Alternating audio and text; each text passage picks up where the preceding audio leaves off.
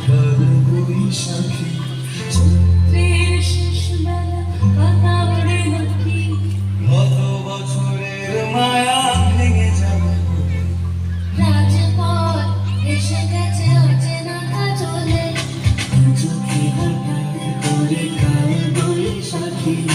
চৈত্রের শেষ বেলা পাতা ওড়ে নাকি কত বছরের মায়া ভেঙে যাবে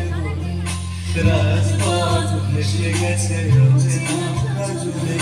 তুমিও অঝরে তাকে শুধু ভালোবেসো